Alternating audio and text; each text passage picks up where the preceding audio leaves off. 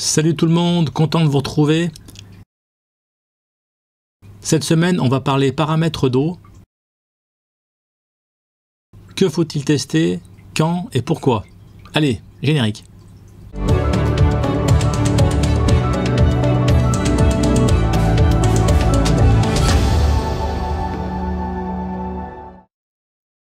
On va rester dans les paramètres de base pour maintenir la plupart des coraux compatibles avec la méthode aquaexotique. On va rester simple.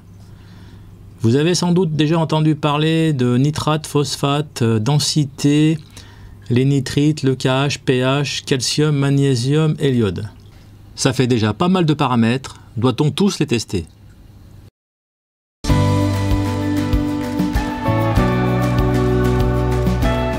Commençons par la mise en eau du bac. Le sel est dissous depuis une journée, la cassette est en route. À ce stade, on vérifie la densité et c'est tout. Le cycle de l'azote va débuter et donc pendant environ un mois, les paramètres vont fluctuer, donc on laisse tranquillement l'écosystème se mettre en place. Si on a utilisé des pierres mortes, alors on ajoute des bactéries pour accélérer le cyclage. De nombreuses marques ou protocoles existent. Les micro-organismes participent aussi activement au nettoyage du bac. Appelés microphones, ces microdétritivores ont besoin de temps pour se développer. Soit on ajoute une ou deux pierres vivantes cyclées, soit du sable d'un bac déjà cyclé, soit on en achète. Quelques sites en ligne en proposent comme Aquamicrophone ou Zdavbio.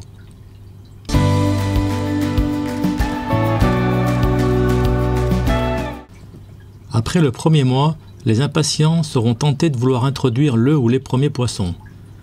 C'est à ce stade que le test indispensable à faire, c'est le contrôle des nitrites. En effet, ce composé est mortel pour tous les poissons car il bloque le transfert d'oxygène dans le sang. On devrait être à 0 ou alors ne pas dépasser 0,01 mg par litre. Si le taux atteint 0,1 mg par litre, alors on attend, ou si un poisson est déjà dans le bac, alors changement d'eau de 30% et ajout de bactéries. Si vous optez pour l'option patience, pour l'introduction de poissons, alors inutile de mesurer les nitrites à ce stade. On peut vérifier le pH qui doit être entre 7,8 et 8,4 selon les moments de la journée, mais on ne mesure rien d'autre. A noter que les premiers coraux mous peuvent être introduits pendant le premier mois de cyclage, le corail n'étant pas sensible aux nitrites. Après le premier mois, la phase de pousse d'algues apparaît. C'est très variable d'un bac à un autre et cela peut durer plusieurs semaines. Cela est tout à fait normal.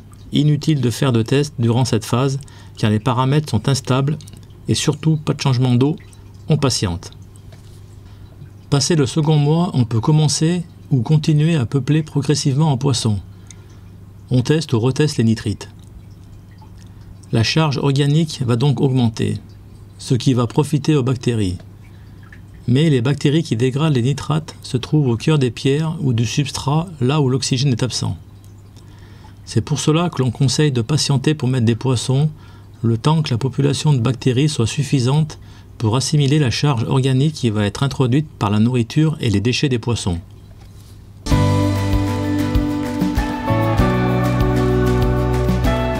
Du 3e au 6e mois, les algues doivent peu à peu diminuer. Un test de nitrate et de phosphate après le 4e mois permet de contrôler les nutriments. À ce stade, la mousse ne doit plus être une filtration mécanique mais un support bactérien établi. S'il n'y a pas de poisson ou très peu, les nutriments doivent être très faibles. Un contrôle des NO3 et PO4 tous les mois ou tous les 15 jours permet d'avoir un suivi et de compenser si besoin.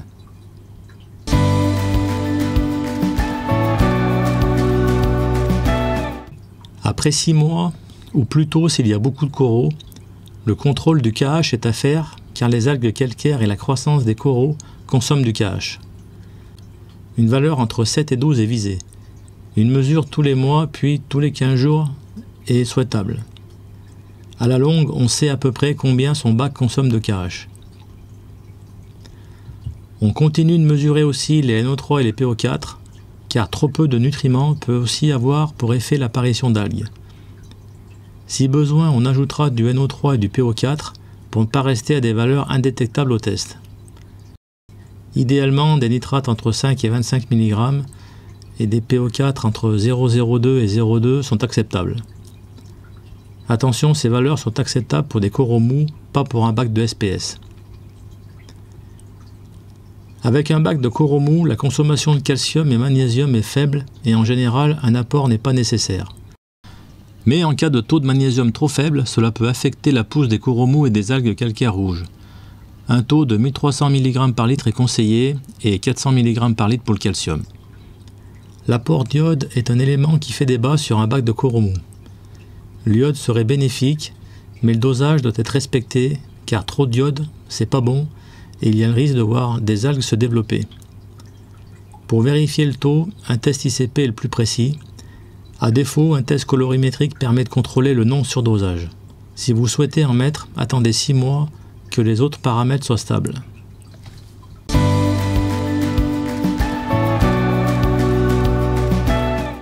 Si on devait résumer, en régime de croisière, c'est-à-dire un bac cyclé et peuplé correctement, les paramètres à contrôler régulièrement sont les nitrates, phosphates et KH. La mesure régulière des nutriments permet de corriger par exemple un excès avant l'apparition des algues. Car bien souvent, lorsque vous constatez le développement des algues, les taux de nutriments sont faibles car elles les consomment et le pic a eu lieu avant la pousse visible. Trop de phosphate stoppe la calcification des coraux durs, dans une moindre mesure les coraux mous. Le KH ne doit pas descendre trop bas, par exemple en dessous de 5, car il participe à la stabilité du pH et à la croissance des coraux. Si vous restez dans cette procédure de test avec des coraux adaptés, c'est-à-dire pas de SPS, alors tout devrait bien se passer. J'espère qu'en restant simple, vous aurez un œil différent sur ces paramètres. Je vous dis à bientôt pour une nouvelle vidéo sur la chaîne Récifal Facile. Salut!